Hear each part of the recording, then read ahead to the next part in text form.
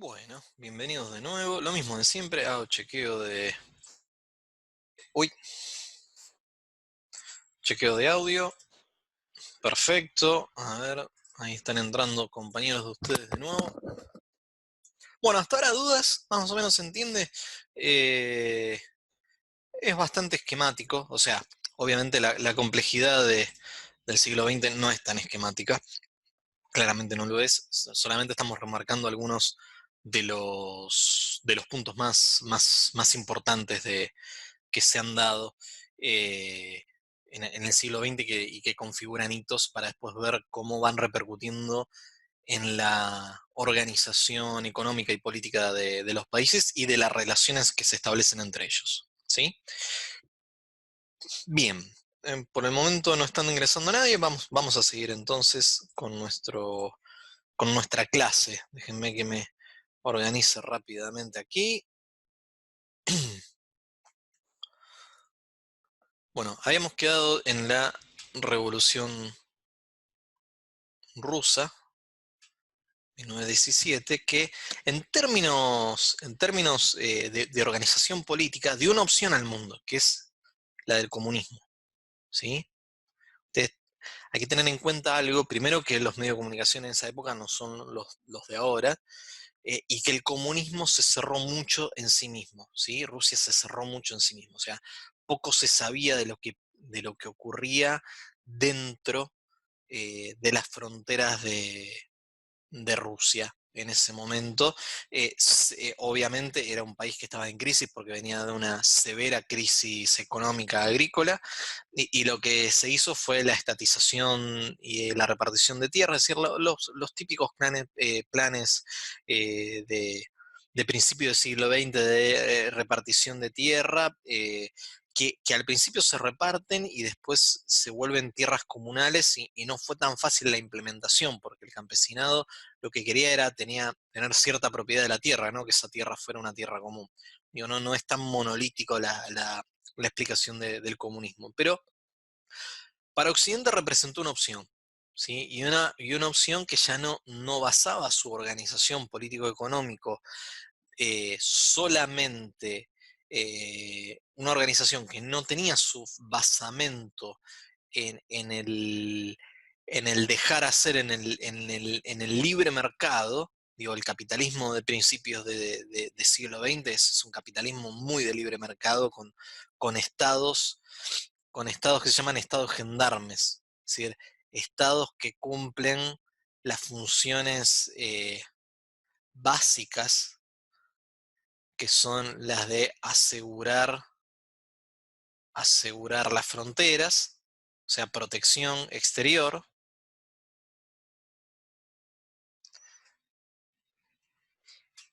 y protección interior, es decir, asegurar la ley.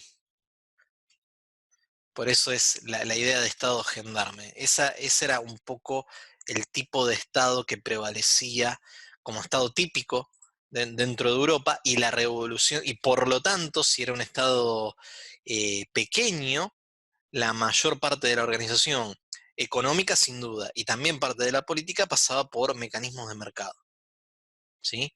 En cambio, el esquema de soviets, de la Unión Soviética, Rusia, que en ese momento conocida como la Unión Soviética, es un Estado y una economía fuertemente intervencionista con un Estado sumamente fuerte. ¿Sí? La dictadura del proletariado en términos de Marx.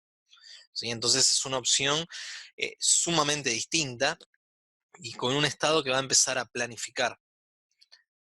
¿Sí? Los famosos planes quinquenales, digo famosos porque en la Argentina hubo planes quinquenales, aparecen primero en la Unión Soviética, en la actual Rusia. Eh, esta idea de planificación, ¿cómo se llaman? Planes quinquenales. Aparecen, no se dan en el capitalismo, que era de libre mercado, sino que por el contrario aparecen en su opción, en su antagonista, que va a ser después su antagonista histórico, por lo menos dentro del siglo XX, en la idea del Estado tomando las riendas de la actividad económica y planificando hacia adelante, ¿sí? Entonces, la Revolución Rusa lo que va a dar es una opción política, económica, a un Estado liberal en lo político y capitalista en lo económico que está siendo sumamente cuestionado por las consecuencias de la Primera Guerra Mundial. ¿Sí? Las consecuencias de la Primera Guerra Mundial quiebran un poco la confianza a futuro de esa Europa pujante y empiezan a revelar los problemas sociales que de alguna forma habían sido tapados y que se agravan tras las consecuencias de la Primera Guerra Mundial. ¿Sí? Entonces la Revolución Rusa además da al imaginario occidental una opción que sí está siendo implementada, no es un proyecto a implementar, sino que es una opción que está siendo implementada en otro país y que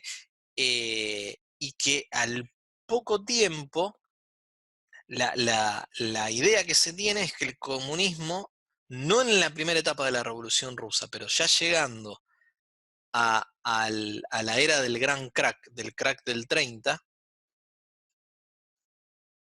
que es la caída de la bolsa norteamericana y finalmente el quiebre finalmente de las economías fuertemente capitalistas, mientras Occidente se hundía en una gran depresión que dura mucho tiempo. De hecho, es una depresión que se lleva puesto un presidente acá en la Argentina, que es a Irigoyen. Mientras eso sucede, en el otro bloque, el comunismo se fortalece, ¿sí?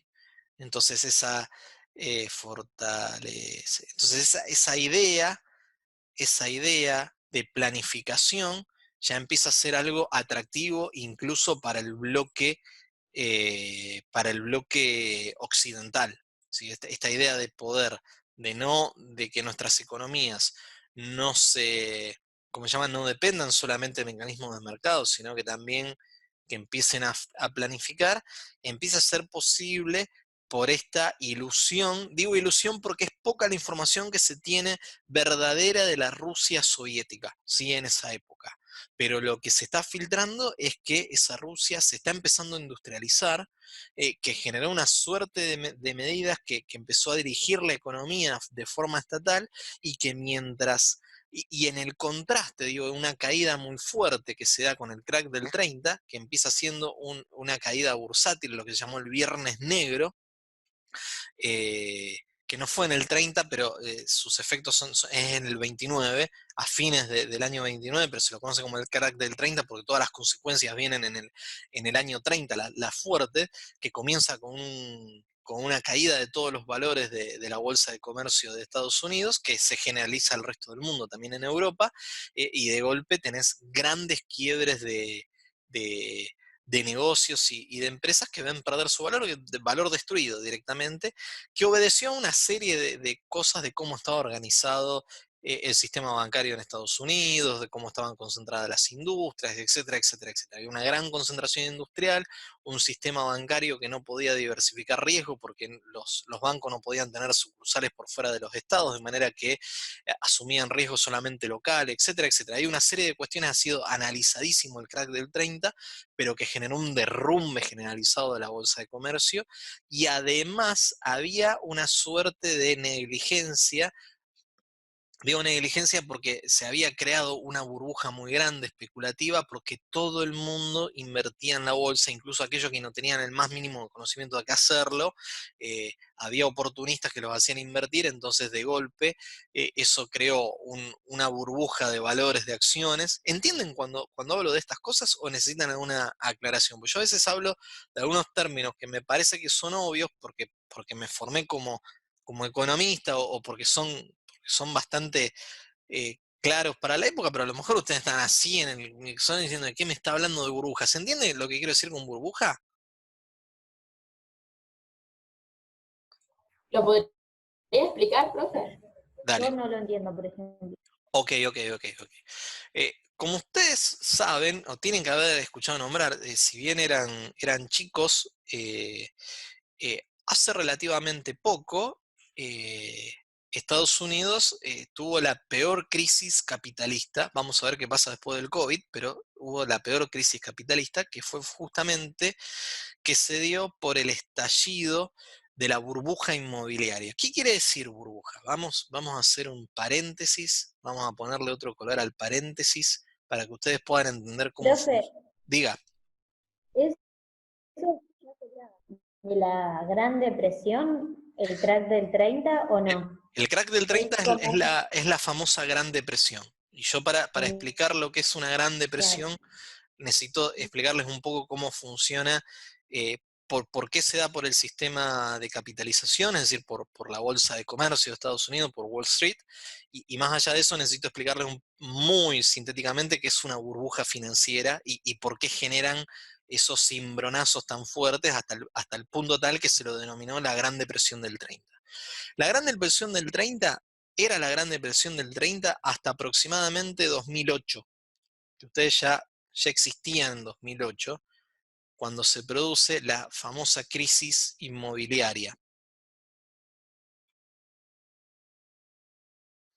También de nuevo en Estados Unidos, inmobiliaria.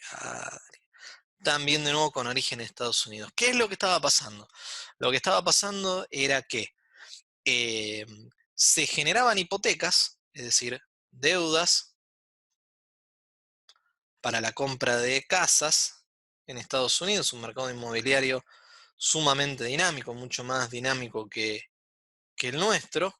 Para la compra de casas, esas deudas pasaban a representar un valor, como si fuera una especie de papel de deuda, que eh, pasaban a ser un instrumento financiero, ¿sí? Alguien generaba una hipoteca para poder adquirir una casa. El argumento era que el valor de una casa, dado que la tierra es un bien limitado en el mundo, no hay forma de que el valor de una casa caiga, de manera que se generaron instrumentos para hipotecar casas de muy bajo costo y se empezó a dar créditos hipotecarios a gente que no tenía capacidad de pagar esos créditos, ¿sí? Hasta ahí no hubiese pasado nada, ¿sí? Porque entre las distintas hipotecas que se iban generando, estas deudas, el que no pagaba se cancelaba y quien asumía el riesgo era el banco que generó la hipoteca. Hasta ahí, eso es el mecanismo clásico de generar hipotecas. Argentina, quizás nosotros no estamos tan familiarizados con la idea de hipotecas porque no tenemos, primero, un mercado de capital muy grande, tenemos nuestra bolsa de comercio, pero en términos de actividad económica no es muy grande, y además como tenemos una moneda que no sirve como reserva de valor. Fíjense que cuando ustedes compran una casa la compran en dólares, no la compran en pesos, es decir, que quiere decir que nuestra moneda no cumple funciones de largo plazo, no sirve para guardar valor, por eso todo el mundo ahorra en dólares. Tampoco tenemos un mercado de hipotecas tan dinámico. Ahora hubo créditos UVA, estuvieron los Progresar, pero siempre son más bien medidas excepcionales. En todo caso, lo más institucionalizado que hay en este momento son los créditos hipotecarios UVA, ¿sí? Cierro ese paréntesis y vuelvo. Hasta acá no hay problema. Vos te querés comprar una casa, te hacen un perfil de riesgo, te brindan un crédito hipotecario, se genera una hipoteca que son estos papelitos de acá, ¿sí? Si no podés pagar, el banco se queda con la casa y Sam se acabó, ¿sí?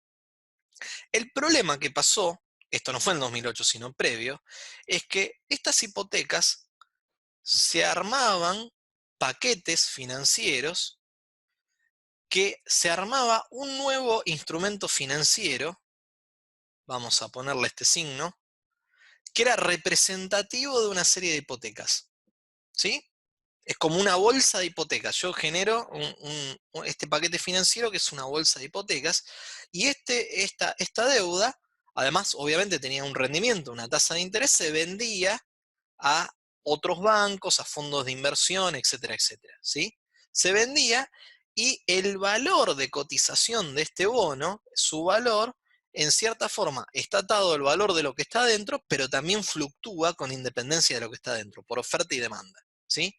El problema es que esos son los famosos paquetes financieros. Y muchas veces se paquetizó otras deudas de otros países para generar un nuevo instrumento financiero que también se vendía. Hubo un momento que se generaron tantos instrumentos que nadie sabía lo que había dentro de cada uno de estos billetes, ¿sí? Supónganse que este es el otro, ¿sí?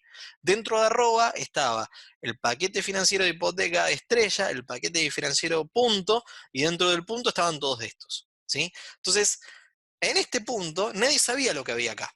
Esto valía dinero, fluctuaba, ¿sí? Se compraba y se vendía como un bien, como un instrumento financiero más, ¿sí? Como una deuda que te rinde determinado interés, pero sin poder precisar mucho cuál era su valor y sobre todo cuál era su riesgo, es decir, la posibilidad de que te paguen o no, ¿sí?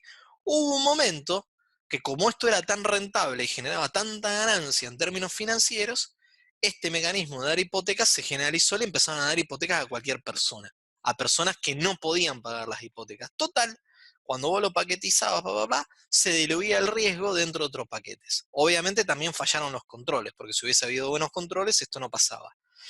Con lo cual, ahora viene la idea de burbuja, con lo cual algo que en términos reales a lo mejor valía esto, por todo este procedimiento, que esto fue característico de 2008, ¿sí? Cada crisis grande capitalista tiene sus propias características. Esta es la característica de 8. Algo que a lo mejor valía 10, se había inflado tanto su valor que te lo hacían valer 100.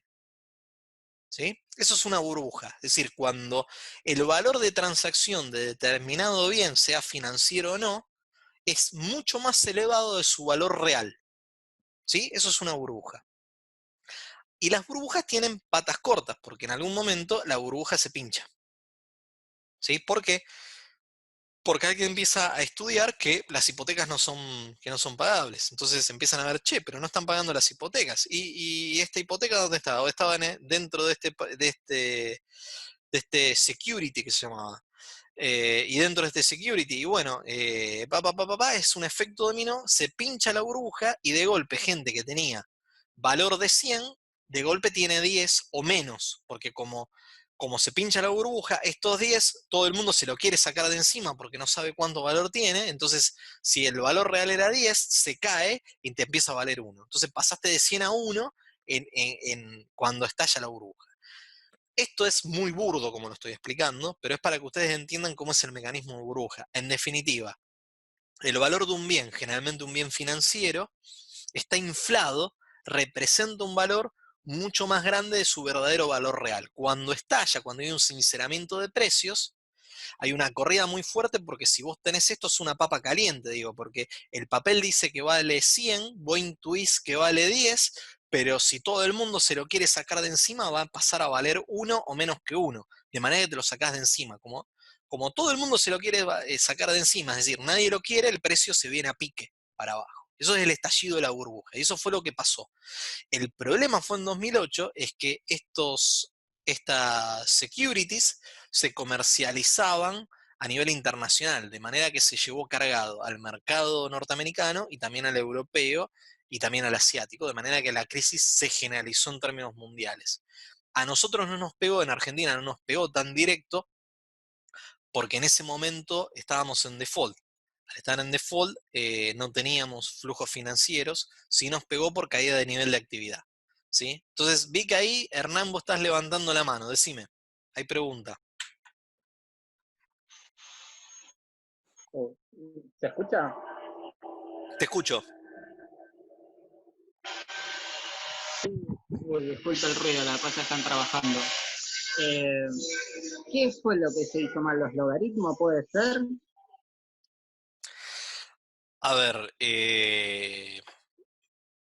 se hicieron mal muchas cosas. Primero, no hubo una buena regulación, es decir, se supone que la regulación financiera tiene que existir para asegurar de que si alguien te vende un instrumento financiero refleje el valor que dice, que, que dice reflejar, ¿sí?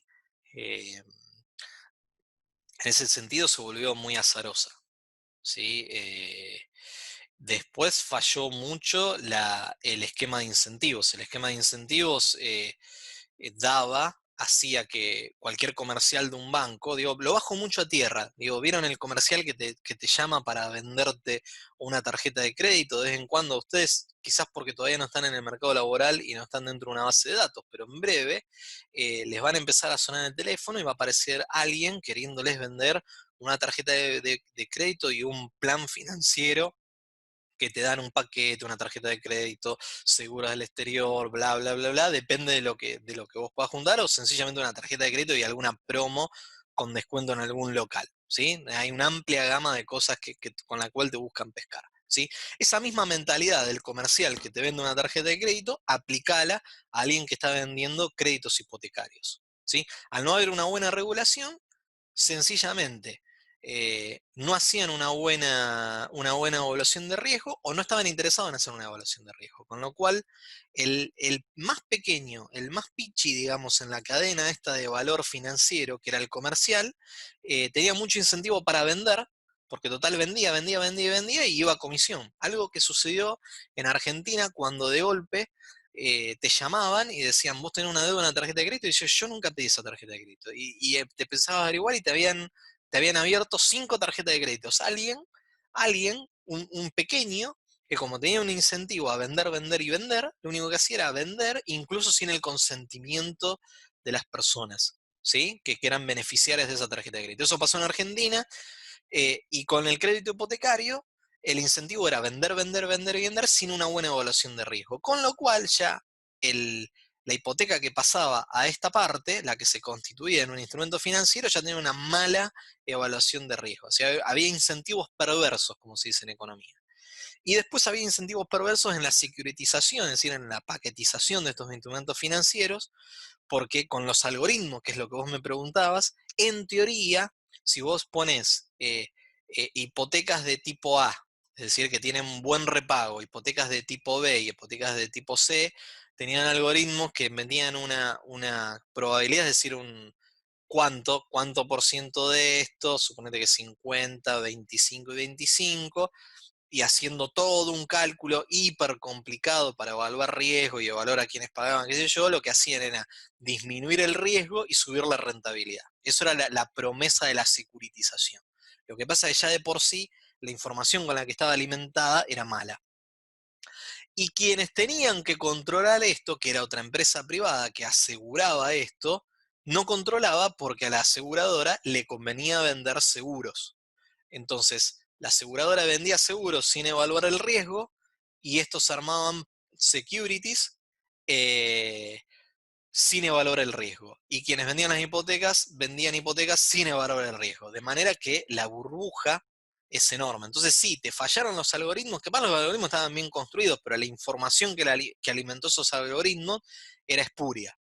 Y el mecanismo de si el algoritmo da mal, uno tiende a pensar de que el mecanismo de constitución de securities también forzaba que se venda. Así que en todo eso, es decir, las calificadoras de riesgo a lo mejor le daban calificación A cuando tendría que haber tenido B o C, o sea, hay toda una cadena de falso compromiso que lo único que hizo fue alimentar esta burbuja. ¿Por qué? Porque todo el mundo ganaba. Todo el mundo gana hasta que la burbuja explotó, ¿sí? Pero en el camino hay gente que se hizo millonaria vendiendo valores que en realidad no reflejaban verdadero valor económico, ¿sí? Entonces, a lo mejor ni siquiera necesitas que te fallen los algoritmos, si bien es un algoritmo súper complicado el de armar. Lo que sí falló fue toda la cadena de incentivos para generar esta maraña de hipotecas. La- Creo que con eso contesté la pregunta. La burbuja estalla y cuando la burbuja estalla se sinceran los valores. Algo parecido sucedió con el crack del 30. Todo el mundo compraba acciones aún sin saber de qué compraban. Se generaron varias burbujas, sobre todo en la industria del acero. Cuando se sinceraron los precios, se derrumbó y ahí viene la Gran Depresión del 30. ¿Sí? Si bien la del 2008 superó, fue la última y más profunda crisis del capitalismo, vamos a ver qué pasa con el COVID, eh, la del 30 hasta ahora era la paradigmática. Con lo cual, con el crack del 30, vuelvo ahora a nuestra clase y volvemos. ¿Se entendió, no? ¿Estamos bien hasta acá? Digo, ¿se entendió cuál era el problema con el crack del 30? Es decir, una burbuja que estalla, ¿sí? Sobre todo que estuvo in- incentivado por la industria metalúrgica, ¿sí? La industria pesada que se había sobreinvertido y había una especulación muy grande y en realidad no reflejaba el verdadero valor de esa industria, ¿sí? Lumil, ¿le había una pregunta? No, profe, quería decir que sí se entendió. Listo, bárbaro. Sigo entonces. En el crack del 30 pasa eso, ¿sí? Y con el crack del 30, finalmente, recuerden que yo había dicho que esta idea eurocéntrica, con una concepción política liberal y económica en lo capitalista, el crack del 30 lo que hace es generar una enorme crisis y genera un elevado desempleo, ¿sí? Hay fotos, hay fotos de gente caminando en la calle muy bien vestida, todo el mundo ocioso, ¿sí? Porque generó un enorme desempleo. E incluso cuando la maquinaria estaba, las fábricas estaban instaladas, la maquinaria estaba, pero eso quedó desconectado. Es decir, había una crisis tan fuerte de confianza que nadie tenía incentivo a invertir o realizar actividad económica porque todo se había desmoronado. El sistema se cayó, ¿sí? Hubo una caída generalizada del sistema y que duró mucho tiempo. En países como el nuestro se llevó puesto al presidente, ¿sí? Esa crisis, porque ya no teníamos a quién vender nuestro excedente agrícola, y se llevó puesto un presidente y generó el principio de los golpes de Estado tan nefastos que tuvieron nuestro país, ¿sí? Entonces, el alcance del crack del 30 fue terrible. Entonces, hay un reflejo, un espejo que están diciendo, che, miren que en el lado comunista salieron indemnes de esto y a lo mejor, y además están creciendo. Fíjense qué está pasando. Entonces hay una reacción y se busca una apropiación de algunos mecanismos, ya no de libre mercado, sino de planificación estatal, ¿sí? Entonces se empieza a concebir un nuevo capitalismo, un capitalismo, a partir de acá empiezan los gérmenes de la idea, ¿sí? Un capitalismo mixto, es decir, un capitalismo basado en el mercado, pero con intervención estatal, ¿sí? Por otra parte, además de Estados Unidos, Europa está devastada por las consecuencias de la Primera Guerra Mundial, ¿sí?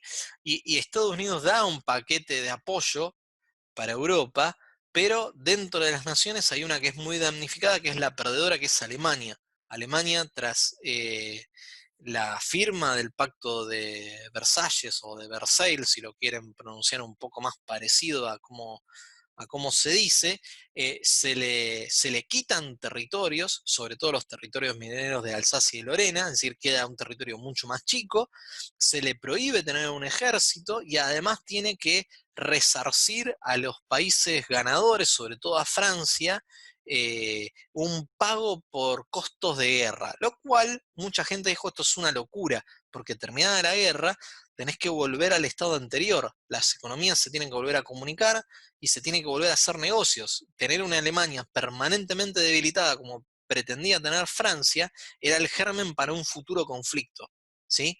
Y ese futuro conflicto apareció, que fue la Segunda Guerra Mundial.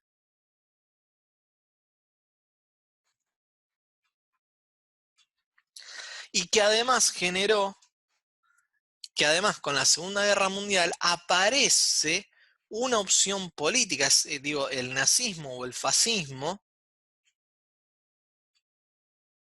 es la opción política, es el gran experimento político occidental, ¿sí? Es un Estado fuertemente intervencionista, es anticapitalista y anticomunista, ¿sí? Y aparece el fascismo como opción política, ¿sí? En la Segunda Guerra Mundial, con lo cual ya si con el crack del 30 se quiebra la idea de libre mercado, con el fascismo y el comunismo se quiebra la idea de estados liberales, ¿sí? Y con lo cual esa concepción eurocéntrica se termina quebrando definitivamente, porque ahora sí Estados Unidos ya es una potencia y Rusia está empezando a hacerlo. Tras las consecuencias de la Segunda Guerra Mundial, que nuevamente Europa ahora sí queda verdaderamente devastada. Digo, en la Primera Guerra Mundial, por ejemplo, no toda Europa queda devastada. Alemania prácticamente queda indemne su territorio, pero Francia sí. Francia queda muy devastada. La Segunda Guerra Mundial, gran parte del territorio de Europa queda radicalmente devastado, sumamente débil. La solución económica, política y cultural que brindaba Europa pierde completa primacía. Las que eran potencias dejan de serlo. No lo es más ya Francia, no lo es ya más Inglaterra, y surgen dos grandes potencias mundiales que son un poco las que configuran la visión del mundo no de ustedes, pero seguramente de sus padres y definitivamente de sus abuelos, ¿sí? después de la Segunda Guerra Mundial surgen dos bloques. Un bloque capitalista,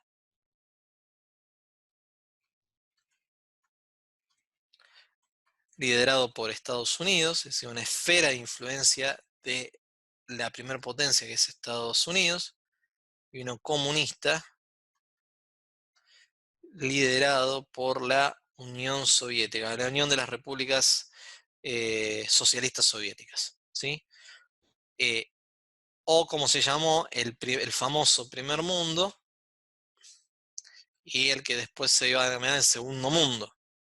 Y además aparece una tercera opción, que no es una opción muy proyectada, sino que un conjunto de países que no pertenecen a ninguno de los dos bloques, que se denomina el Tercer Mundo, dentro de lo cual Argentina ha sido parte, ¿sí?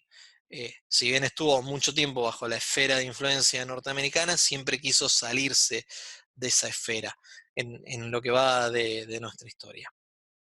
Con la constitución de un mundo bipolar con dos grandes potencias y con dos opciones económicas distintas, se da comienzo, sobre todo después de la firma del Pacto de Varsovia, que ustedes lo van a leer mejor en la biografía, comienza la denominada Guerra Fría.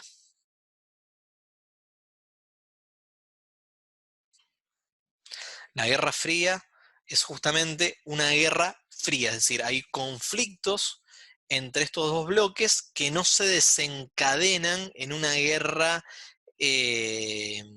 como fue la Segunda Guerra Mundial, porque el miedo a la Segunda Guerra Mundial, a las consecuencias de tener otra vez un conflicto de este estilo es muy grande, pero existe permanentemente fintas de idas y venidas y de escaramuzas bélicas a lo largo de todo el globo, siempre tirando de los hilos dentro de estos dos bloques, Estados Unidos y la Unión Soviética, por la primacía mundial, ¿sí? Entonces, en este contexto de Guerra Fría, ¿qué cosas suceden? ¿Qué cosas aparecen? Bueno, justamente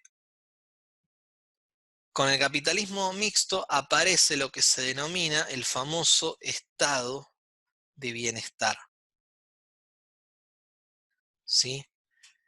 El estado de bienestar, además de cumplir además de tener una constitución eh, basadas en la defensa exterior y asegurar la paz interior, es decir, la del Estado gendarme, empieza a reconocer, además de tener las funciones de Estado gendarme, se empiezan a reconocer una serie de derechos sociales, los que se denominan derechos de segunda generación, ¿sí? Derechos tales como el derecho a huelga, em, em, el famoso artículo 14 bis de nuestra Constitución es un claro ejemplo, digamos, de derechos laborales que no existían antes, que no preexistían en la Constitución anterior. Es decir, tuvo una serie de derechos que tienen que ver con la educación, con el sistema previsional, con seguros de desempleo, con sistemas de salud, etcétera, etcétera, son productos un poco de todos estos fenómenos que estamos viendo acá y de la reacción capitalista de ver que en el bloque soviético, en el bloque comunista, hay mayor intervención estatal, ¿sí? Y se aseguran una mayor injerencia de los sindicatos. Digo, el sindicalismo en Argentina surge en la época de la Guerra Fría, o sea, con el peronismo, pero también dentro de la tendencia mundial que se da tras la Guerra Fría, en parte, un poco como reacción capitalista, en parte porque las consecuencias de la Segunda Guerra Mundial vuelven un montón de jóvenes de la guerra con un montón de problemas, y ahora esos estados se tienen que hacer cargo de ellos. Hay una horizontalización de las relaciones sociales porque esas jerarquías muy marcadas que había previo a la guerra se disuelven en una guerra, digo, porque los oficiales los oficiales de golpe están conviviendo con soldados de bajo rango social, y se logra cierto reconocimiento y cierto quiebre de esas jerarquías que existían previamente en las sociedades, sobre todo en las europeas, y por lo tanto hay una suerte de mayor horizontalización en esas relaciones que tienen su correlato político en el estado de bienestar. Dentro de la Argentina hay algunos... Diga, Yo tengo una duda. decime. El capitalismo mixto, Sí. ¿por qué sacaste una flecha hacia la Guerra Fría? ¿Porque sería el Estado gendarme más los derechos sociales? Porque el capitalismo mixto, es decir, un capitalismo basado en mercado pero con intervención estatal, se empieza a consolidar en el periodo de Guerra Fría, es decir, después de la Segunda Guerra Mundial, desde el 50 hasta más o menos 1970, ¿sí? Entonces, la consolidación de este esquema de capitalismo mixto con un Estado más intervencionista, regulando la actividad económica, incluso haciéndose cargo de algunas empresas, se consolida en esta época, en la época que se da la Guerra Fría, ¿sí? Y a ese Estado que aparece, esta sería la organización económica, ese Estado que aparece, que es la organización política, ese estado de bienestar sigue cumpliendo las funciones del Estado gendarme, refería sobre todo a protección exterior y asegurar la paz interna, pero suma una serie de derechos sociales, los derechos de segunda generación. Por eso es que los uní con una flecha. ¿Contesté la pregunta? Sí, sí, profe, muchas Genial. gracias. No, por favor. En 3 minutos se corta el video, seguimos un poquito más, hacemos lo mismo, renderiza 10 minutos y volvemos, ¿sí? Y ya después los dejo para poder terminar el bloque histórico. En esta parte de la Guerra Fría se generan dos bloques, en Occidente se consolida el estado de bienestar, en los países, digamos, del primer mundo. En los países como los nuestros hay algunos autores que dicen que nosotros nunca tuvimos un estado de bienestar, porque el estado de bienestar es una serie de, no solamente un cuerpo administrativo, es decir, un estado, sino que también requerís una cierta cultura, una cierta forma de hacer las cosas, toda una serie de instituciones políticas y sociales que no se pueden dar por supuestas en lugares como Argentina, que son países mucho más jóvenes, con una historia más reciente, no como en Europa, que tienen miles y miles de años de historia. Entonces acá lo que se dice, lo que hubo fue un estado de compromiso. ¿Compromiso de qué? De tener un estado de bienestar sin poder llegar a tenerlo plenamente, ¿sí?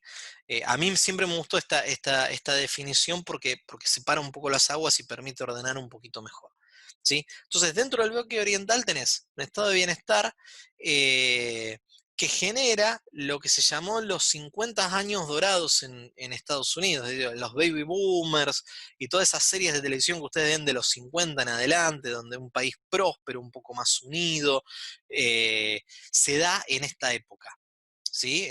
De los 50 a los 70, los 50 dorados, ¿sí?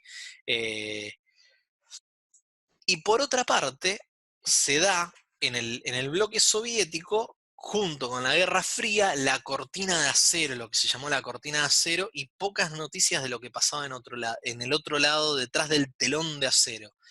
¿Qué quiere decir este telón de acero? No se sabía mucho qué pasaba dentro del bloque soviético. Lo que estaba pasando es que ese ímpetu que se había visto de la Unión Soviética no era tal, ¿sí? Que las dificultades económicas se empezaban a acumular fuertemente y que había muchas purgas interiores, tal como había pasado en la Revolución Francesa dentro del aparato estatal soviético.